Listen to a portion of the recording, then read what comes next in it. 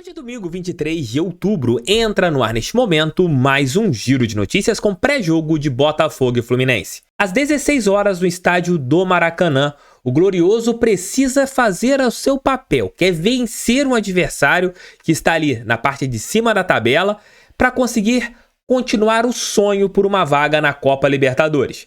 Depois dessa peleja, serão 2 jogos consecutivos dentro do estádio Newton Santos. Red Bull Bragantino na próxima quarta-feira e no final de semana, na outra terça-feira, Botafogo e Cuiabá. Estes 9 pontos em disputa poderão colocar o nosso Botafogo em uma posição que será importantíssima para a vaga na Copa Libertadores. E a rodada começou benéfica para o nosso Glorioso. Vamos falar sobre tudo isso dentro desse nosso giro de notícias com pré-jogo de Botafogo e Fluminense, que está em nome de OneFootball. Acabou a partida. 5 minutos depois, entre no OneFootball que vocês encontrarão os melhores momentos. Além de, durante o jogo, você poder ter ali o tempo real, estatísticas, tabela para você acompanhar. De repente o Botafogo está vencendo, está indo para qual posição. Você pode acompanhar tudinho dentro do melhor e mais completo aplicativo de futebol do planeta Terra. Caso vocês ainda não tenham baixado, estão dando mole, link aqui embaixo, ó, na nossa descrição, QR Code também para você apontar teu celular. Eu tenho certeza que você vai curtir bastante. O OneFootball é parceiro aqui do canal e eu recomendo.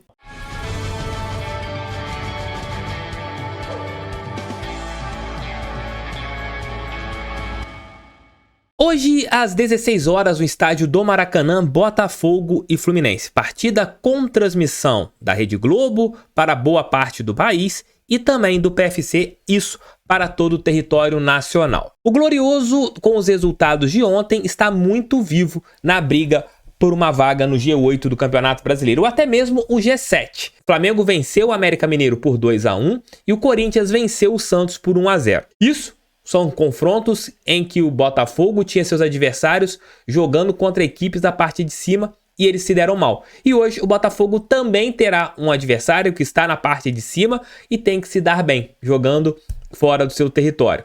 O torcedor novamente comprou todos os ingressos ali para o estádio Mário Filho. Botafogo tem novidades entre os relacionados. Diego Gonçalves, que há muito tempo não ia para um jogo, foi relacionado, e Patrick de Paula, este que tem até a possibilidade de ser titular, também faz parte do grupo do técnico Luiz Castro. O treinador português só define a equipe que entrará em campo, claro, tá aqui na sua cabeça qual time que vai a campo, mas ele só passa para os atletas após ali a preleção que acontece no dia de hoje, no hotel em que o Botafogo está concentrado. Mas, analisando tudo, o Glorioso deverá ir a campo com Gatito, Daniel Borges, Adrielson Cuesta, que está de volta, e na lateral esquerda Marçal. O meio-campo com, aí a grande dúvida, Romildo Del Piage e Patrick de Paula e Gabriel Pires. Essas são as dúvidas em relação à dupla de volantes, já que o Botafogo não terá Tietê, suspenso com o 3º cartão amarelo, e também o Danilo Barbosa, que estava ali pronto e se machucou no último minuto do treino que aconteceu na quinta-feira lá no CT Lunier. Então ele está fora dessa partida e vamos torcer que ele consiga se recuperar ainda dentro do Campeonato Nacional. Pelas extremas também dúvidas. Quem ele vai colocar? Vitor Sá pela esquerda e Júnior Santos pela direita? Vai colocar Vitor Sá pela direita e Jefinho pela esquerda? Não sabemos. Isso também o técnico vai definir ali poucos minutos antes da partida, e no comando de ataque Tiquinho Soares. Se a gente pega o Botafogo que enfrentou o Fluminense no primeiro turno e este, são outros jogadores. Só para vocês terem uma ideia, o Botafogo nesse jogo atuou com 3 zagueiros, com Gatito Fernandes, Canu, que hoje é reserva, Carli, que hoje muitas vezes não é nem relacionado, e Vitor Cuesta, o único que continua como titular. Ali no meio-campo você jogou com Saravia, Tietê, Del Piage e Hugo. Você não tinha nenhum Marçal na sua equipe. E o ataque com Vinícius Lopes, que hoje está no Molenbeek, Chay, que foi para o Cruzeiro, e Matheus Nascimento, que não foi relacionado porque teve um probleminha ali de indisposição e não foi para o jogo. E você tem esses desfalques. e é um novo time. Se você pega o Fluminense, é praticamente o mesmo. Ali sem o Luiz Henrique e sem o Nonato no meio campo. O restante é a mesma equipe que enfrentou o Botafogo. E hoje a tendência é que o confronto seja muito mais equilibrado e que o Botafogo aproveite as oportunidades que certamente o Fluminense irá nos dar. Dá para vencer, teremos ali aproximadamente 35 mil torcedores no Maracanã. Nossa torcida novamente esgotou a sua carga de ingressos e agora a gente precisa fazer a nossa parte. Dá para vencer, o Fluminense dá espaços e o Léo Dantas vai falar sobre as qualidades e também os defeitos da equipe do Fernando Diniz. Fale aí, Léo. Oi, Thiago, oi, pessoal do canal, tudo bem? Vamos falar então do Fluminense, o adversário do Botafogo, nesse domingão no Maracanã. O tricolor, desde o início do campeonato, está na parte alta da tabela, sonhando com Libertadores, 16 vitórias, 7 empates, 9 derrotas, ou seja, é difícil tirar pontos sim do Fluminense. Fez 51 gols, tomou 38. Até o início da rodada era o segundo com mais vitórias e o segundo com menos empates. E também iniciou o fim de semana como o segundo melhor ataque do campeonato, que mostra que o Diniz evoluiu muito no aspecto tático ofensivo. Eu falo mais disso no fim do vídeo. Mas iniciou a rodada também como a 7ª pior defesa com 38 gols sofridos. Não é um número de alerta, sinal vermelho ligado, oh meu Deus, que desespero, não, nada disso. Mas eu considero um número elevado para quem tem tanta média de posse de bola. O Fluminense está batendo 61% de média no Campeonato Brasileiro. É a característica do Diniz, né? Circular a bola, não forçar a jogada, não dar chutão, cansar o adversário que vai ficar correndo atrás da bola para ser certeiro nas jogadas de ataque em que tiver chances claras de incomodar o adversário. É claro que tem dado muito certo, o ataque tem ido muito bem, tem boas peças lá na frente. O X da questão é: o Fluminense tem muitos jogadores participando do meio para frente, inclusive os volantes, que não têm marcado tanto e têm participado muito da fase criativa. O André, que para mim é um dos grandes destaques do futebol brasileiro no ano, e o Martinelli, que está substituindo até bem o Nonato, que vinha sendo destaque também e deixou o time na janela do meio do ano.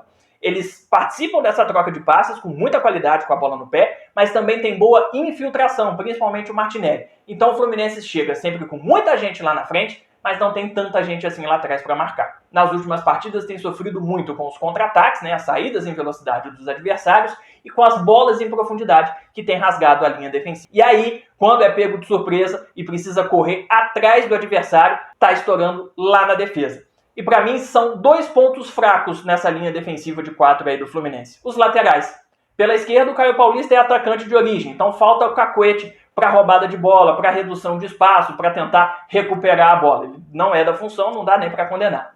Do outro lado, o Samuel Xavier, que é um lateral que eu gosto e tem sido importante no ataque, fazendo dobradinha às vezes com o Matheus Martins, que é o ponta pelo lado direito, mas não tem tanto poder de fogo quanto os companheiros do ataque, então precisa de uma duplinha ali para tentar fazer uma boa jogada. O Samuel tá indo e não tá voltando. E aí, quando o Fluminense toma a bola no contra-ataque, tá estourando no zagueiro pelo lado direito, que normalmente é o Nino, e que tem vivido com lesões nas últimas partidas, né? Nas últimas rodadas desfalcou o time mais de uma vez. Então ele tem ficado em inferioridade numérica e tá tendo problema. O Fluminense sofreu as jogadas mais perigosas e os gols exatamente nesse tipo de jogada contra o Atlético Mineiro e contra o América Mineiro. Um jogo fora e um jogo em casa. Peguem os melhores momentos que vocês vão ver isso. Então, mais do que tentar pegar de surpresa o Caio Paulista, que não é da função, talvez seja um bom negócio usar o lado esquerdo para aproveitar o corredor do Samuel Xavier e o mano a mano contra o Nino, que está voltando de lesão e não deve estar 100% fisicamente. Agora, do meio para frente, o Fluminense é um grande time, inquestionável.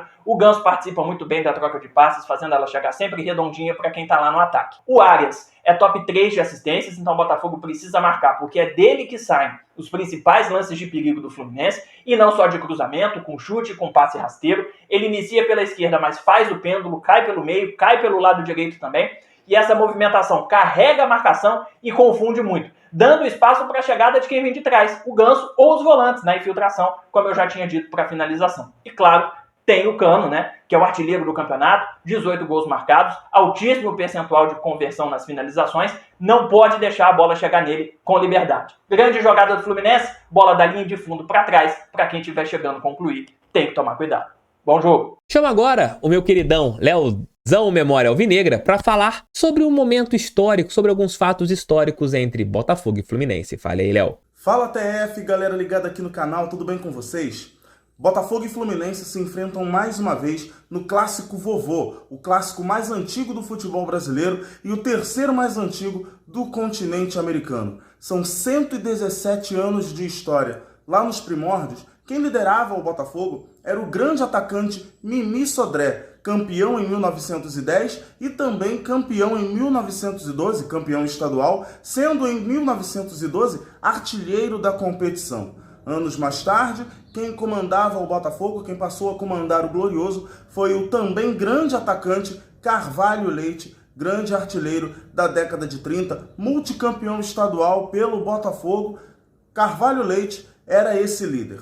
O tempo passou, muitas histórias foram escritas no clássico, mas em 2004, o Botafogo, que voltava à primeira divisão após a sua passagem pela segunda divisão do futebol brasileiro, o Botafogo, em 2004, teve uma grande atuação contra o Fluminense, vencendo a equipe das Laranjeiras por 4-1. Os gols foram marcados por Almir, Rui, Ricardinho e Tete. O Fluminense, que tinha um bom time, ainda descontou com o Edmundo, mas foi só. O estrago já estava feito e o Botafogo teve uma grande vitória contra a equipe do Fluminense.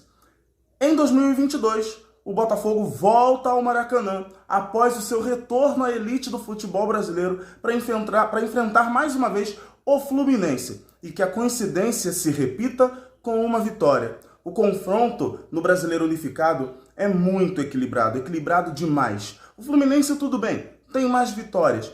São 21 vitórias contra 19 do Botafogo. No total, Botafogo e Fluminense chegarão neste domingo à partida de número 60. E o equilíbrio é tão grande que as duas equipes marcaram 64 gols no confronto. Então está neste momento 64-64. E o Botafogo vai desempatar neste domingo em mais um clássico vovô que será disputado no Maracanã com transmissão da Rede Globo. Então vamos torcer, vamos mandar as nossas vibrações positivas, vamos apoiar o Botafogo, porque nós vamos vencer o Fluminense. Eu acredito que o Botafogo é capaz de fazer isso. Então, espero que vocês tenham gostado dessa minha participação. Um grande abraço para vocês, valeu TF pelo espaço, valeu, fui!